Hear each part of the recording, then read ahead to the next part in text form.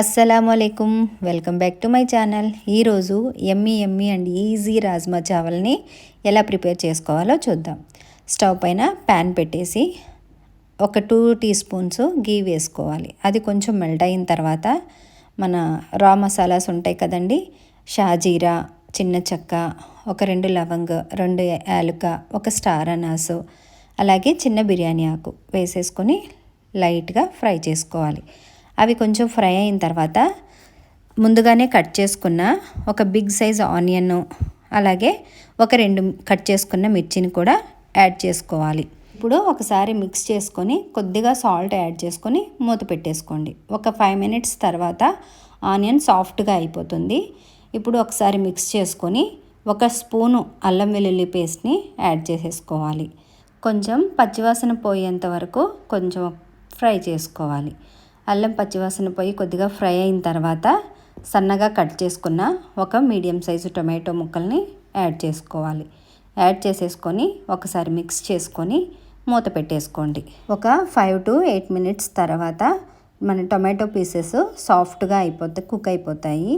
ఇప్పుడు ఒకసారి మిక్స్ చేసుకొని మనం ముందుగానే బాయిల్ చేసుకున్న ఒక పావు కప్పు గ్రీన్ పీసు, అలాగే ముందుగానే బాయిల్ చేసి పెట్టుకున్న రాజ్మాను కూడా యాడ్ చేసేసుకోవాలి. ఇప్పుడు ఒకసారి మిక్స్ చేసుకొని ఒక పావు టీ స్పూను సాల్ట్, అలాగే ఒక పావు టీ స్పూను పసుపు, ఒక 2 స్పూన్లు కారం యాడ్ చేసుకొని ఒకసారి మిక్స్ చేసుకోవాలి. ఒక స్పూను గరం మసాలా కూడా యాడ్ చేసుకొని మిక్స్ చేసుకోవాలి. మిక్స్ చేసేసుకున్న తర్వాత మూత పెట్టేసి ఒక 5 మినిట్స్ లో ఫ్లేమ్లో కుక్ చేసుకోవాలి. అలా కుక్ చేసుకోవడం వల్ల రాజ్మాకి అలాగే గ్రీన్ పీస్కి కూడా మసాలా అది పట్టి చాలా టేస్ట్గా ఉంటాయి. 5 మినిట్స్ తర్వాత ఒక్కసారి మిక్స్ చేసుకొని సన్నగా కట్ చేసుకున్న పుదీనా, అలాగే సన్నగా కట్ చేసుకున్న కొత్తిమీరను కూడా యాడ్ చేసేసుకోవాలి. దీనిని ఒకసారి మిక్స్ చేసుకొని ముందుగానే కుక్ చేసుకున్న రైస్ని యాడ్ చేసేసుకోవాలి. నేను చూపిస్తున్న విధంగా అలా స్ప్రెడ్ చేసి సెంటర్లో గ్యాప్ ఉంచుకునేలా చూసుకుంటే మనకి రైస్ మిక్స్ చేసుకునేటప్పుడు ఆ మసాలా అనేది మొత్తం ఈవెన్గా చాలా బాగా పర్ఫెక్ట్గా కలిసిపోతుంది, ఎక్కడ ఉండకుండా. అలా మిక్స్ చేసేసుకొని మూత పెట్టి లో ఫ్లేమ్లో ఒక 10 మినిట్స్ కుక్ చేసుకోవాలి. ఇది రెడీ అయ్యేలోగా నేనైతే ఒక చిన్న పని చేశాను. నా దగ్గర చికెన్ ఫ్రాంక్స్ ఉంటే వాటిని కూడా ఫ్రై చేసి సైడ్ డిష్గా పెట్టుకున్నాను. ఇదిగోండి, ఒక 10 మినిట్స్ తర్వాత ఈవెన్గా రైస్ అంతా పర్ఫెక్ట్గా అయిపోయింది.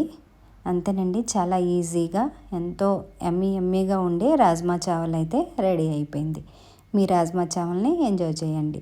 ఇంకా నా ఛానల్ని సబ్స్క్రైబ్ చేసుకొని వారు సబ్స్క్రైబ్ చేసుకోండి, నన్ను సపోర్ట్ చేయండి. And thank you.